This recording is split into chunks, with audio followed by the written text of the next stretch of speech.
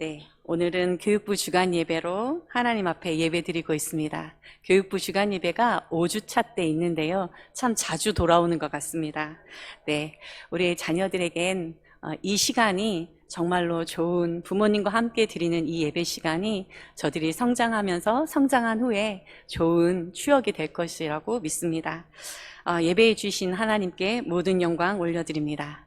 이 자리에는 부모님들이 많이 계신데요.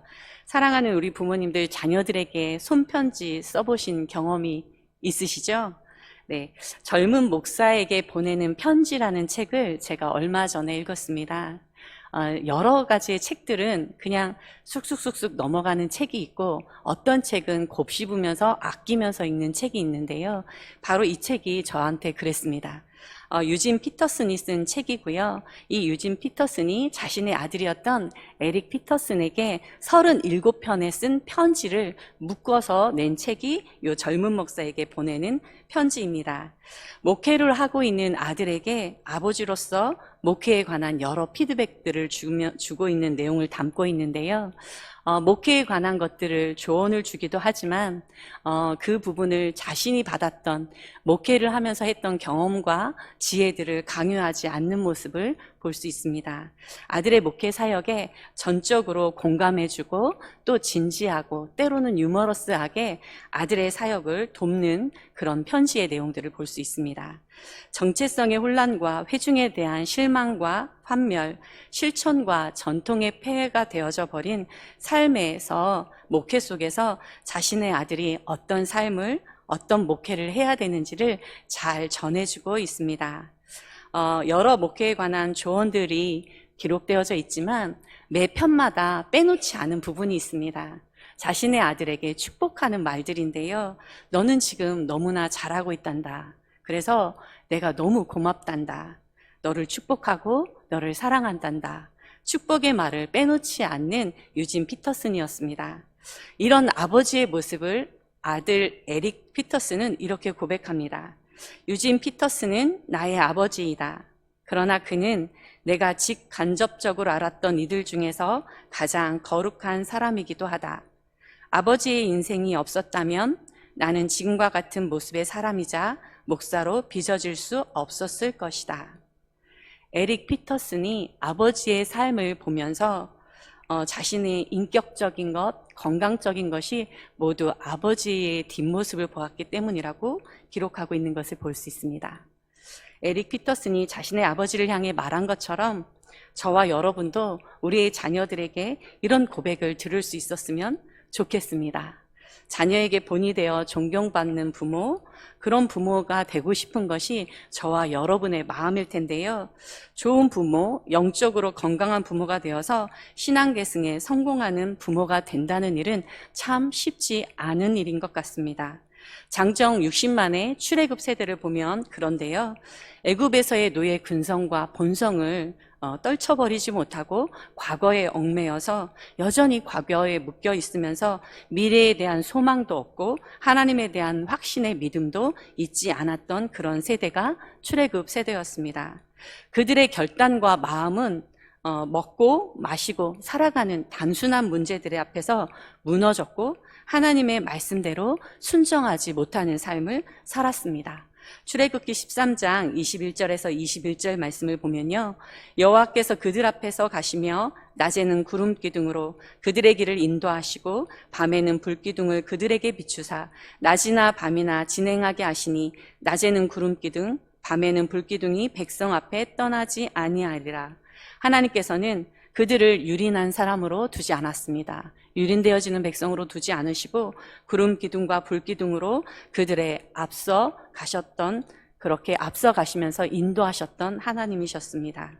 뿐만 아니라 출애굽기 14장 13절 14절 말씀에 보면 모세가 백성에게 이르되 너희는 두려워하지 말고 가만히 서서 여호와께서 오늘 너희를 위하여 행하시는 구원을 보라. 너희가 오늘 본 애굽 사람을 영원히 다시 보지 아니하리라. 여호와께서 너희를 위하여 싸우시리니 너희는 가만히 있을지니라. 홍해를 마른 땅으로 지나가게 하시고 뒤쫓던 애굽 군대를 홍해 가운데 수장시키시면서 하나님께서는 이스라엘 백성들에게 놀라운 기적을 경험하게 해주셨습니다. 마실 물이 없어 불평할 때, 먹을 것이 없다고 원망할 때 하나님께서는 그들에게 만나와 메추라기로 먹이셨고 시원한 반석에서 나오는 물로 채워주셨습니다. 광야에서 살아가는 매일이 그들에게 있어서는 하나님의 축복이었음에도 불구하고 그들은 자신의 정체성을 잊고 지나온 삶 속에서 인이 박혔던 노예의 기질과 근성을 버리지 못하고 다시 애굽으로 돌아가자고 말하는 출애굽 세대였습니다. 출애굽기 16장 3절 말씀입니다. 이스라엘 자손이 그들에게 이르되 우리가 애굽 땅에서 고기가마 곁에 앉아 있었던 때와 떡을 배불리 먹던 때에 여호와의 손에 죽었더라면 좋았을 것을 너희가 이 광야로 우리를 인도해내어 이 온 회중이 줄여 죽게 하는도다. 원망과 불평의 연속성상에 있는 그들이었음에도 불구하고 하나님께서는 출애굽기 19장에서 귀한 약속, 언약으로 대해 주십니다. 세계가 다 내게 속하였나니 너희가 내 말을 잘 듣고 언약을 잘 지키면 너희는 모든 민족 중에서 내 소유가 되겠고 너희가 내게 대하여 제사장 나라가 되며 거룩한 백성이 되리라. 너는 이 말을 이스라엘 자손에게 전할지니라. 430년 동안 나라가 없이 노예로서 살았던 어쩌면 가치 없는 존재로 그런 삶을 살았던 출애굽 세대들을 하나님은 선택하셔서 제사장 나라 거룩한 시민이라고 삼아 주셨습니다. 하나님의 전적인 은혜임을 보여주고 있습니다. 하나님의 크신 은혜, 전적인 일방적인 은혜를 입은 출애굽 세대들은요, 하나님의 말씀대로 순종하지 못하는 모습을 가데스 바네아에서 보여줍니다. 온 회중이 소리를 높여 부르짖고 백성이 밤새도록 통곡하였더라. 이스라엘 자손이 다 모세와 아론을 원망하며 온 회중이 그들에게 이르되 우리가 애굽 땅에서 죽었거나 이 광야에서 죽었으면 좋았을 것을 어찌하여 여호와가 우리를 그 땅으로 인도하여 칼에 쓰러지게 하려 하는가. 우리 처자가 사로잡히리니 애굽으로 돌아가는 것이 낫지 아니하랴. 가데스 바네아에서 12명의 정탐꾼 중에 10명의 부정적인 보고를 들은 이스라엘 백성들의 모습입니다. 달라지지 않고 여전히 그들의 입술 속에서는 불평이, 여전히 그들의 마음 속에서부터 쏟아지는 원망은 계속 나와지는 것을 볼 수 있습니다. 자신의 자녀들의 신앙을 책임지고 인도해야 할 부모가 되었음에도 불구하고 하나님의 말씀 앞에 하나님을 온전하게 믿음으로 신뢰하지 못하는 모습을 볼 수 있습니다. 하나님의 말씀대로 순종하지 못하고 불평과 원망으로 가득 찼던 출애굽 세대의 끝은 하나님께서 약속하신 땅 가나안에 들어가지 못했을 뿐만 아니라 자신들의 입술로 원망하고 불평했던 광야에서 그들은 죽음을 맞게 되어집니다. 하나님 앞에 불순종한 부끄러운 부모 세대의 모습입니다. 장정 60만의 출애굽 세대 속에서도 그래도 불순종이 아닌 순종의 다른 길을 걸었던 두 사람이 있었는데요. 그 두 사람이 바로 갈렙과 여호수아입니다. 여호수아는 40세 이전에 애굽에서의 노예의 삶을 살았습니다. 출애굽할 때 당시에 여호수아는 글과 학문에는 거리가 먼 사람이었습니다. 그러나 좋은 지도자 모세를 만나면서 지도자 모세를 통해서 율법의 교육을 제대로 받은 사람으로서 이제 학문과 글과 멀었던 그가 여호수아서를 기록하는 사람으로 나아가게 되는 것을 볼 수 있습니다. 말씀 안에 있었던, 말씀의 율법 안에 있었던 여호수아의 모습은 가데스 바네아의 사건 속에서 멋지게 드러나는데요.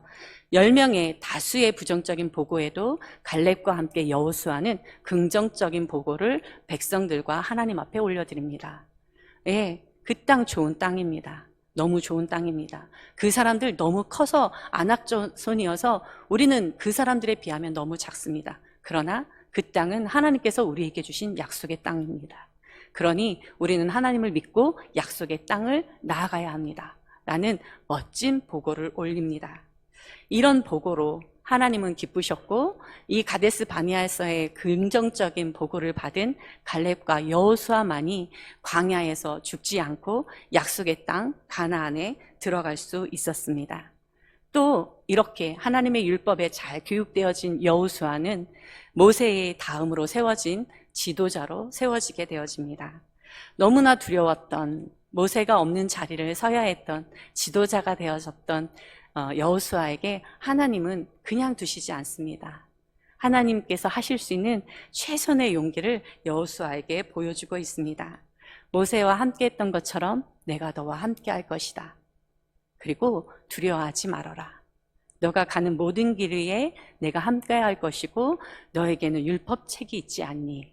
지금까지 너를 이곳까지 인도해 오신 하나님의 말씀, 율법이 나의 말이 너에게 있으므로 너는 그 말 가운데 치우치지 않는 삶을 살으라고 말씀해 주시면서 용기를 주십니다. 그리고 또 한 가지 사람을 붙여주시는데요. 모세와 함께 있었던 출애굽 세대의 자녀였던 만나 세대들, 율법 교육이 잘 되어졌던 만나 세대들을 여호수아에게 함께 해주십니다. 그러면서 이렇게 하나님께서는 여호수아에게 용기를 부여해 주시고 하나님의 주신 용기를 힘입은 여호수아는 자신에게 주어진 사명, 가나안 땅을 정복하는 일에 앞장을 서게 되어집니다. 여호수아에게 맹세를 다짐하고 하나님의 명령에 순종하며 큰 힘이 되어줬던, 큰 용기가 되어졌던 만나 세대들을 생각해 보려고 합니다. 자신의 부모의 세대들은 광야에서 다 죽고 이제 자신들이 어른이 되어져서 감당해야 될 사명 앞에 만나 세대들은 부모의 세대와 다른 모습을 보여줍니다. 40년의 광야 시간 속에서 만나를 먹고 자라면서 그 만나를 먹고 자라면서 가고 서는 모든 삶 가운데 하나님의 율법 가운데 잘 자라난 세대였습니다.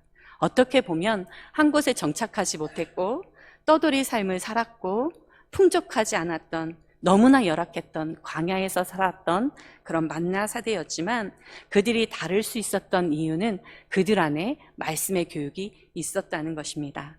불평과 원망이 아니라 순종의 사람으로 사명을 감당할 수 있도록 하나님께서는 만나 세대들에게 말씀을 광야 40년 동안 주셨다는 것입니다. 만나를 먹으며 하나님께서 인도해 주시는 대로 길을 따라가면서 그렇게 만나 세대들은 하나님 앞에 잘 훈련되어져 있었습니다. 여호수아 1장 16절에서 17절 말씀에 이렇게 기록하고 있는데요. 그들이 여호수아에게 대답하여 가로되 당신이 우리에게 명하신 것은 우리가 다 행할 것이요 당신이 우리를 보내시는 곳에는 우리가 가리이다. 우리는 범사에 모세를 청종한 것 같이 당신을 청종하려니와 오직 당신의 하나님 여호와께서 모세와 함께 계시던 것 같이 당신과 함께 계시기를 원하나이다. 본이 되지 못했던 삶을 보여줬던 부모 세대와 다른 모습을 보여주고 있습니다. 신앙의 계승이 부모로부터 잘 이어받지 못했음에도 불구하고 하나님의 말씀 안에 잘 교육되어진 자녀 세대였던 만나 세대들은 하나님께서 약속하신 것에 순종하면서 하나님께서 세워주신 지도자 앞에 순종함으로 맹세하는 것을 볼 수 있습니다.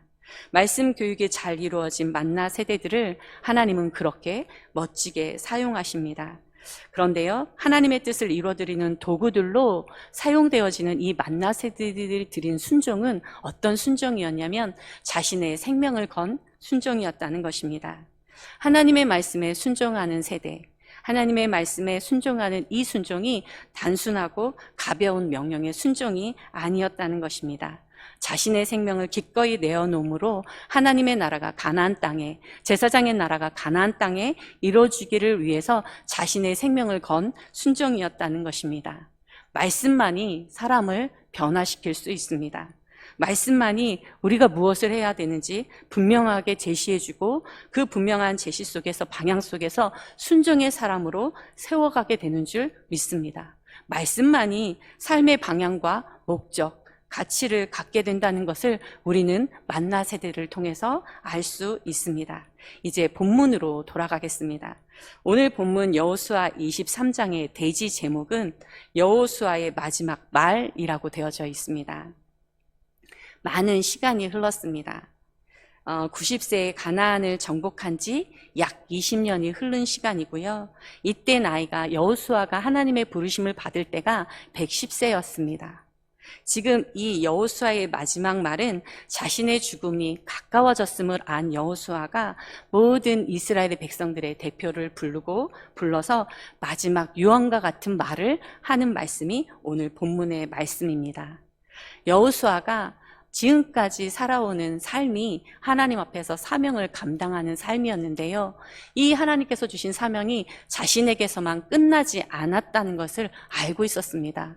하나님께로부터 받은 이 사명이 나에게서만 끝나는 것이 아니라 나의 다음 세대에게도 이어져야 될 사명임을 알았기 때문에 그들에게 마지막 유언과 같은 말을 해주고 있습니다. 여호수아의 이 유언 같은 말이 우리의 삶에 적용되어지기를 원합니다. 우리의 자녀들에게도 적용되어지기를 소망합니다. 여호수아는 이렇게 첫 번째로 이 고백을 하는데요. 그 첫 번째 고백은 3절에 나와져 있습니다.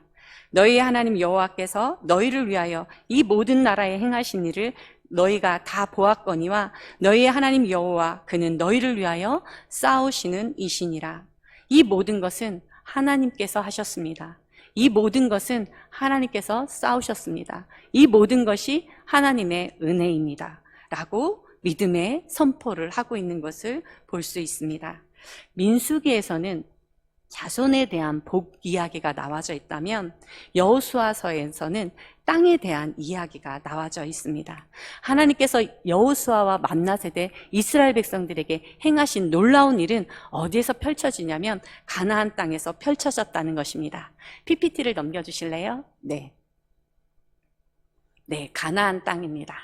하나님께서 약속해 주신 땅, 아브라함에게는 지시한 땅이었고 모세에게는 하나님께서 약속해 주신 땅이었고 야곱에게는 돌아가야 할 고향 땅이었던 이 가나안 땅, 여호수아에게는 실천해야 했고 순종해야 했던 땅이 이 이스라엘 땅입니다. 이스라엘은 위에서 아래로 세로로는 290km고 폭으로는 65km가 되어지는 그렇게 크지 않은 그런 땅이긴 합니다. 그런데 이렇게 사방에 레바논, 북쪽에는 레바논, 북동쪽에는 시리아, 그리고 서쪽에는 지중해, 그리고 요르단, 아라비아 사막이 있고 그 아래로는 애굽과 신광야를 지나서 애굽이 있어져 있습니다. 유럽, 아시아, 애굽이 연결되어져 있는 지리적으로 너무나 중요한 요충지가 요 가나안 땅입니다. 위에는 메소포타미아 문명이 또 아래로는 이집트의 문명이 교차되어지는 곳이 요 가나안 땅이었습니다. 좋은 문화, 좋은 것들을 받아들여서 언어나 문화적인 면에서는 문명적인 면에 있어서는 발달한 땅이 요 가나안이었습니다. 좋은 것만을 받아들이면 좋았겠지만 이 가나안 땅은 하나님이 보시기에 악한 땅이었습니다. 수없이 많은 우상들이 있었고 부도덕하고 잔인한 종교의식이 이루어졌던 것이 요 가나안 땅이었습니다. 하나님께서는 이 가나안 땅을 이스라엘 백성들의 나라가 되기 위한 땅으로 약속해 주셨던 것이고 이미 이 가나안 땅에는 7족속이 살고 있었기 때문에 이 땅을 그냥 들어가서 이스라엘 백성들이 살 수 없었습니다. 여호수아와 맘낫세대들이 말씀으로 잘 준비되게 하셨던 그 목적과 이유는 이곳에 살고 있었던 7족속 문화와 종교적인 타락한 종교적인 우상들로부터 모든 것들을 진멸하고 새로운 제사장의 나라를 세우기 위해서 맘낫세대와 여호수아에게 사명으로 주셨던 땅이 이 가나안 땅이었습니다. 하나님께서 주신 사명, 가나안 땅을 정복하는 일에 여호수아는 힘을 다하고 최선을 다하게 되어집니다. 다음 장 넘겨주세요. 가나안 점령, 정복 전쟁은 5년 동안 이루어지는데요. 5년 동안의 이 정복 전쟁은 생명이 걸려져 있는 그런 순종이었습니다. 5년 동안 공성전이 이루어졌고 31개 성읍을 정복할 때마다 그들에게 있어서는 하나님을 떠나지 않는 율법을 여호수아는 가지고 있었고 하나님께서 주신 사명 앞에 두려움 없이 포기함 없이 끝까지 사명을 감당했습니다. 11개의 성읍을 정복을 하고 하나님께서 주신 말씀 그대로 이제 땅의 분배까지도 나아가게 되어집니다. 전반기 여호수아 1장부터 12장까지는 땅에 대한 가나안 정복에 대한 이야기들로 기록되어져 있는데요. 여호수아와 맘낫세대가 신앙 계승을 위해서 도전적으로 했던 모습들이 기록되어져 있습니다. 다음 장 넘겨주세요. 이제 13장부터 여호수아 13장부터 마지막 장까지는 어떤 이야기가 되어지냐면 가나안 땅을 분배를 하고 잘 정착하는 모습이 기록되어져 있습니다. 이미 살고 있었던 가나안 땅에 살고 있었던 족속들을 다 진멸하고 하나님께서 말씀해 주신 땅으로, 약속의 땅으로 정복하면서 그들은 땅 분배를 이루어지게 되어지는데요. 이 땅 분배 때도 여호수아는 철저하게 하나님의 말씀대로 분배를 하게 되어집니다.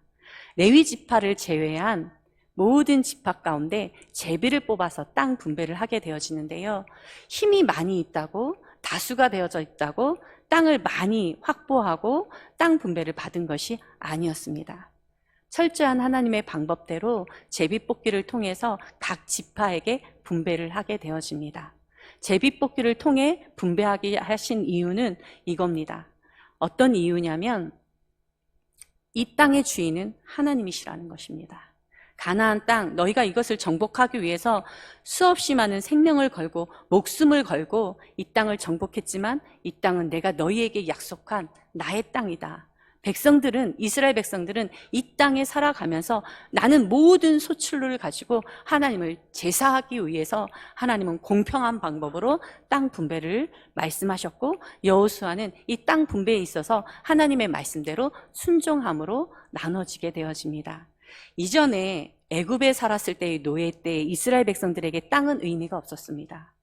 광야를 돌아다니고 있는, 광야에서 방황하는 그때에도 이스라엘 백성들에게 땅은 그런 중요한 의미를 담고 있지 않습니다. 그런데 땅 분배를 받은 이 가나안 땅에 있어서 중요한 의미가 있습니다. 그것은 하나님을 제사할 수 있는 기반이 이 땅으로부터 있었기 때문입니다.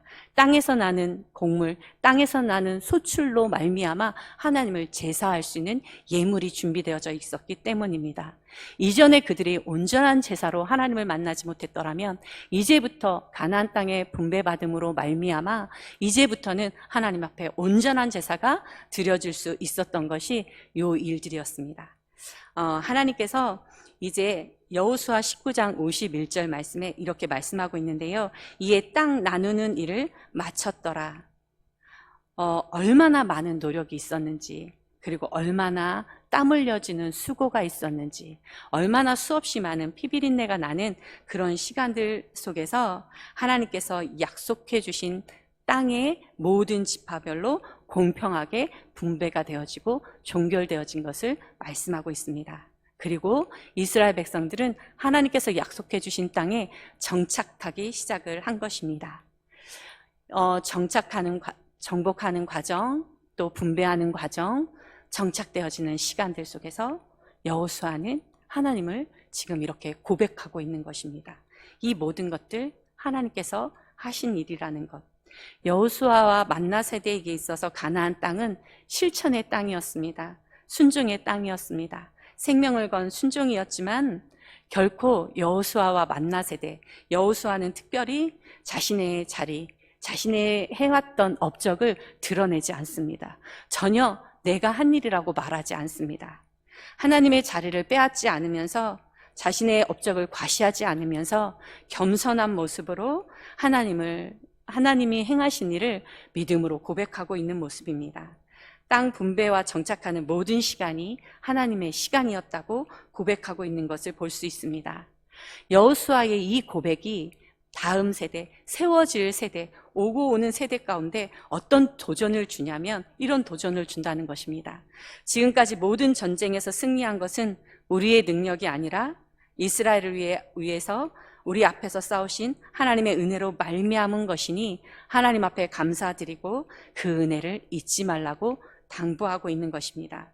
가나안 정복 전쟁을 지휘한 이스라엘의 최고 지도자 여호수아의 진심에서 우러나오는 이 신앙 고백은 백성들로 하여금 현재 누리고 있는 이 안식이 하나님께로부터 주어진 은혜라는 사실을 잊지 말라고 권면하고 있는 부탁이기도 합니다. 오늘 이 말씀의 3절 말씀의 본문은 우리의 삶에도 적용해야 합니다. 우리의 삶 역시 전쟁 같은 삶을 살아가고 있습니다. 치열한 세상 속에서, 어두운 사회 속에서 전쟁과 같이 우리는 치열한 싸움을 하면서 살아가고 있습니다.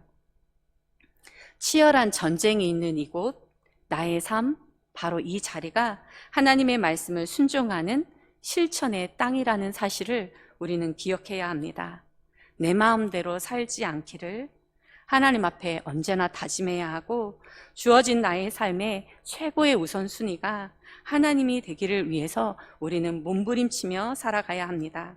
그렇게 우리가 살아가는 삶이 순종의 땅이 되기 위해 우리는 힘을 써야 합니다. 우리의 삶에서 일하고 계신 하나님, 나를 위해서 싸우시는 하나님을 인정하는 모습이 우리 안에 있어야 될 것입니다.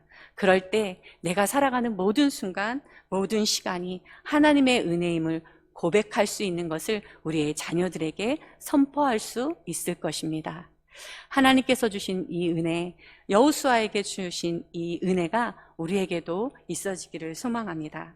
두 번째로 여호수아는 이 말씀으로 권면하고 있습니다. 23장 6절 말씀인데요. 그러므로 너희는 크게 힘써 모세의 율법책에 기록된 것을 다 지켜 행하라. 그것을 떠나 우로나 좌로나 치우치지 말라. 이 말씀을 읽을 때 많이 들어보신 말씀이죠. 처음 지도자로 여호수아가 세워주실 때 하나님께서 주신 말씀입니다. 여호수아 1장 7절에서 8절 말씀입니다. 모세와 함께 한 것 같이 너와 함께 할 것이다. 너는 이 율법책을 내 입에서 떠나지 말게 하며 주야로 그것을 묵상하여 그 안에 기록된 대로 다 지켜 행하라. 그리하면 내 길이 평탄하게 될 것이며 내가 형통하리라. 처음 주셨던 말씀을 여호수아는 잊지 않았던 것입니다. 자신의 삶 속에서 율법을, 말씀을 떠나지 않으면서 묵상하면서 지켜 행하는 삶을 여호수아가 살았다는 것을 오늘 이 말씀을 통해서 알 수 있습니다. 하나님의 말씀 안에서 떠나지 않고 살았기 때문에 수없이 많은 우상 가운데서도 하나님을 믿는 믿음을 지킬 수 있었다고 고백하고 있습니다. 8절 말씀에 보시면 가까이 하다라는 단어가 나와지는데요. 여기서 가까이 하다라는 이 단어는 히브리어로 다바크라는 단어입니다. 이 다바크라는 단어의 뜻은 바짝 달라붙어 떨어지지 않다라는 뜻을 가지고 있습니다. 하나님의 말씀 앞에 바짝 달라붙어 있고 떨어지지 않았다는 것을 말씀하고 있습니다. 여호수아가 지금까지의 가나안 정복 전쟁, 땅 분배, 정착하는 과정 속에서 하나님의 말씀을 꼭 붙잡고 그 말씀에 순종하면서 최선의 삶을 다했다는 것을 볼 수 있습니다. 말씀이 있었기에 좌로나 우로나 치우치지 않는 삶을 살아서 하나님의 뜻을 이루어드릴 수 있으므로 형통한 길을 걸었다고 고백하는 것입니다. 여호수아는 자신과 함께했던 백성들에게 나에게 주셨던 하나님의 그 말씀을 붙잡으라고 권면하고 당부하고 있습니다. 하나님의 말씀을 떠나지 않았기 때문에 하나님을 예배할 수 있는 삶이었고, 하나님의 말씀이 내 안에 늘 있었기 때문에 힘들고 어려운 삶 속에서도 나는 충분히 행복했다고 말을 하고 있는 것입니다. 사랑하는 성도님들, 여러분들의 삶에 하나님의 말씀이 충만히 채워져 계십니까? 주신 말씀 붙잡고 죽을 힘을 다해 최선을 다하는 삶을 살고 계십니까? 우리 안에 말씀이 충만할 때 지혜롭게 분별하면서, 그리고 하나님의 뜻대로 하나님의 나라가 그대로 이루어지기를, 그렇게 사용되어지는 우리가 되어졌으면 좋겠습니다. 그것이 우리에게 말씀하여 주시는 형통인 줄 믿습니다. 자, 이어서 23장 11절에서는 세 번째로 요 말을 하고 있습니다. 이 말씀을 하고 있는데요. 그러므로 스스로 조심하여 너희의 하나님 여호와를 사랑하라. 스스로 조심하여라는 이 말씀은 이미 신명기 4장 15절 말씀에 나와져 있는 깊이 삼가하라라는 말씀과 동일한 어원으로 되어져 있는데요. 스스로 조심하라는 이 말씀은 너희의 모든 심령으로 깊이 숙고하라라는 뜻입니다. 하나님 여호와를 사랑하라. 스스로 조심하라. 깊이 너희의 마음 가운데, 너희의 심령 가운데 하나님 사랑하는 것을 잊지 말라는 권면입니다. 지금 여호수아는 이스라엘 지도자들에게 이스라엘의 흥망성쇠가 하나님을 사랑하느냐 하지 않느냐에 달려 있으니 심사숙고하여서 조심하라는 교훈을 주고 있는 것입니다. 이스라엘의 신앙을 위해서 항상 조심하라고 권면하면서 죄의 부패로부터, 부도덕한 우상들로부터 보존하기 위해서는 언제나 하나님 사랑하며 하나님과 친근한 삶을 살아야 된다고 권면해주고 있습니다. 아까 제가 말씀드렸던 것처럼 가나안 땅은 녹록치 않은 땅이었습니다. 수없이 많은 우상들이 있었고 수없이 타락한 부도덕적인 문화들이 있었던 곳이었습니다.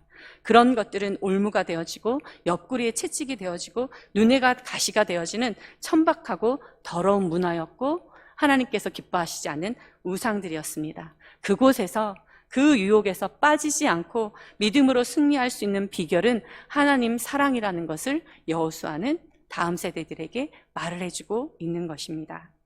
여호수아의 삶은 하나님 앞에서 순종이었습니다. 그래서 행복이었습니다. 나의 인생 한 걸음 한 걸음 동행하시면서 나보다 앞서 싸우시고 나를 위해서 일하신 하나님을 믿음으로 고백하고 신실한 하나님의 말씀을 붙잡고 좌로나 우로나 치우치지 아니하며 올곧게 주어진 사명을 감당하는 삶을 살 수 있었고 하나님의 사랑이 충분해서 세상의 그 어떤 유혹에도 넘어지지 않는 거룩한 삶을 살 수 있었기에 하나님 안에서 여호수아의 인생은 여호수아의 삶은 행복의 담비였습니다. 여호수아의 삶이 하나님을 향한 예배였기에 여호수아의 인생, 여호수아의 믿음은 기쁨이었고 행복이었다는 것입니다. 자신의 생명을 기꺼이 하나님 앞에 지도자였던 여호수아 앞에 자신의 생명을 두었던 만나 세대들 역시 하나님 앞에서 순종이었습니다. 그래서 그들 역시 자녀 세대였던 만나 세대들 그들 역시 하나님 안에서 행복이었고 평안이었습니다. 사랑하는 성도님들, 그리고 이 자리에 있는 우리 교육부서의 모든 자녀 되신 여러분들 행복하십니까? 나의 삶 전부 이 모든 것이 다 하나님의 은혜입니다 라고 고백하는 여러분 되기를 소망합니다. 하나님의 주신 말씀 붙잡고 그 어떤 것에 흔들리지 않으며 올곧게 하나님이 주신 사명 따라 그렇게 삶을 살아가는 여러분들이 되기를 소망합니다. 우리에게 주신 목표, 나에게 주신 삶의 목표의 끝은 삶의 과정 역시도 목적은 오직 하나님 사랑이 되어지기를 원합니다. 부모는 부모의 자리에서, 자녀들은 자녀의 자리에서 오늘 주신 말씀에 순종하며 실천의 땅으로 만들어갈 때 저와 여러분 그리고 우리 모두의 삶에 하나님께서는 행복의 담비로 채워주실 줄 믿습니다. 이 시간 우리 함께 기도하겠습니다. 우리 함께 통성으로 합심해서 기도하실 때 하나님 앞에 이 기도를 드리겠습니다. 나를 위해서 오늘 또 싸우시면서 하나님의 뜻을 이루어 가시는 하나님, 나의 모든 삶은 하나님의 은혜입니다. 하나님의 말씀 앞에 순종하며 실천하는 주님 제가 되기를 원합니다. 하나님의 사랑이 하나님 나의 목적이 되게 하시옵소서. 하나님 사랑으로 하나님을 사랑함으로 영광 돌리는 삶을 주님 저희가 살게 하시옵소서. 주님 만나 세대들에게 아름다운 신앙의 계승을 보여준 여호수아처럼 자녀들에게 믿음의 본이 되어지는 부모가 될 수 있도록 주님 저희를 도와주시옵소서. 이 기도의 제목을 가지고 우리 하나님 앞에 기도드리실 때에 주님의 이름을 크게 부르짖고 하나님 앞에 기도드리겠습니다.